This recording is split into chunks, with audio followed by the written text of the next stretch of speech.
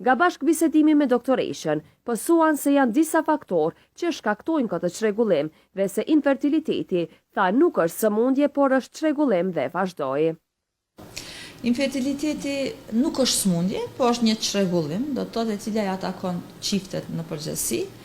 Në qoftë se një çift për një vit me radhë tenton për me arrit një shtatzani, por nuk e arrin pas një viti, do të thotë ne veç hynë në fushën me probleme të infertilitetit.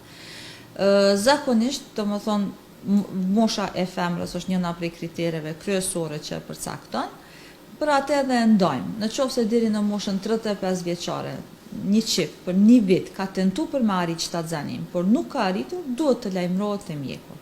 Ndërsa prej moshës 35 deri në moshën 40 vjeçare, do më thonë, koha e tentimit për me arrit shtatzanin është 6 muaj. Pas moshës 40 vjeçare duhet të lajmërohen me njëherë. Faktorët kryesisht të cilët ndikojnë, do më thonë, në lajm që mund të shkaktojnë, janë faktori sikurse mashkull, ashtu edhe faktori femër. Çrregullimet hormonale, prej faktorit femën kryesisht rrjedhin çrregullimet hormonale, faktorët organik që mund të jenë, do më thonë, si pasojë ndryshimeve, qoftë të organeve seksuale, siç është mitra, tubat apo edhe vezorët. Çrregullimet e ovulacionit, do të thotë që shkaktojnë ndryshime të, do të thonë, nuk kemi ovulacion, ku edhe nuk vjen deri te shtatzania. Interesimi i çifteve të reja është shumë i madh, por për këtë çrregullim duhet të interesohen edhe ata që kanë moshën mesatare, tha doktoresha. Kemi një diskrepancë shumë të madhe mes çifteve. Kemi çifte të cilët janë shumë të brengosur, të cilët tentojnë për me arrit një shtatzani, brenda 6 muaj, por nuk ka arrin rezultat dhe lajmërohen te mjeku. Por kemi edhe tipet e çifteve të cilët me vitet tona tentojnë, mirëpo shpresojnë se do të vijë një shtatzani spontane dhe problemi shtohet në ato raste shumë kur nuk lajmërohen brenda 1 ose 2 viteve. Do të ka raste ku kalojnë mbi 5 vite apo 10 vite, nuk janë të informuar, por marrin ndoshta edhe mjekim në regione lokale ku nuk kanë mjekim të duhur dhe lajmërohen në një stad shumë të vonshëm të mjeku ordinar, kushdo që të jetë, po një ginekolog i cili është i subspecializuar në këtë fushë. Nuk është sëmundje, po është çrregullim, sepse rrjedh prej ndryshimeve apo çrregullimeve të caktuara në fushën në cilin organ është e atakuar.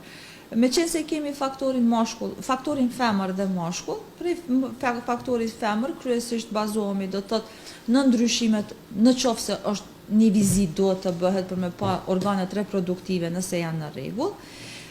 Nëse ka një cikël menstrual të rregull, do të thotë apo kemi një të ballafaqohemi me çrregullime hormonale, ndryshime të shumta, për shembull si ato fibroide që mund të lajmërohen qoftë në mitër, janë një prej faktorëve, pastaj kanalet apo tubat uterine, të cilët mund të jenë, do të thotë, qoftë me ndonjë sëmundje përcjellëse apo edhe vetë të mbyllura për ndonjë x arsye gjatë jetës reproduktive që ka mund të ndodhur tek femra. Prej faktorit mashkull kryesisht luan rol, do të thotë, numri i spermatozoideve, që është një prej faktorëve kryesor që ndikon në koncepcionin apo në fertilizimin e qelisës vezë. Në botë ka shumë raste që trajtohen dhe pasaj kanë sukses, kurse këtu në Kosovë, për shkak të mentalitetit, shumica rasteve për fat të keq ende shkojnë jashtë Kosove, e ku mund të trajtohen edhe këtu në Kosovë, ose edhe në ordinancën tonë porositi ajo.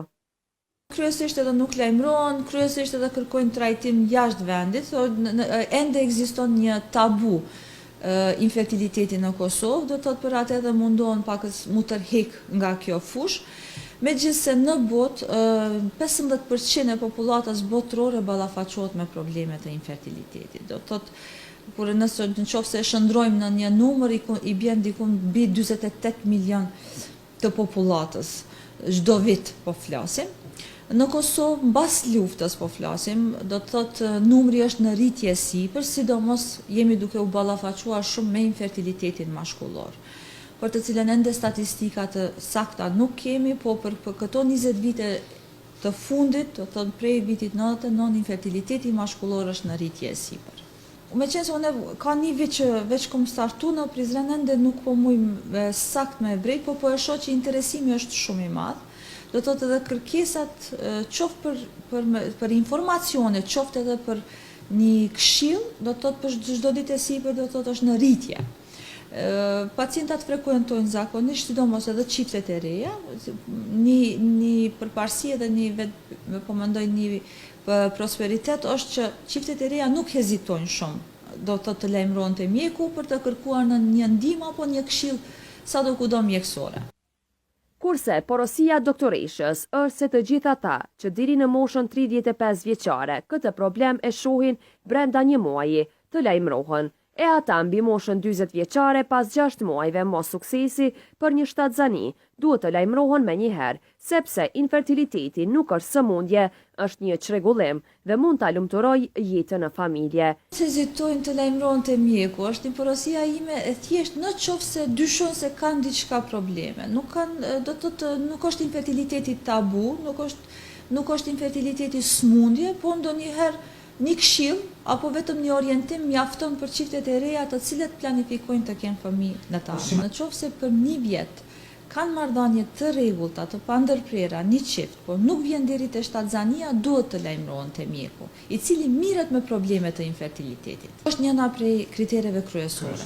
Mosha e gruas përcakton kriterin tjetër, do të thotë kjo vlen deri në moshën 35 vjeçare, prej moshës 35 deri në moshën 40 vjeçare, do të thotë për brenda 6 muaje, nëse nëse nuk arrihet një shtatzani, duhet të lajmërohet te mjeku, ndërsa mbi moshën 40 vjeçare menjëherë.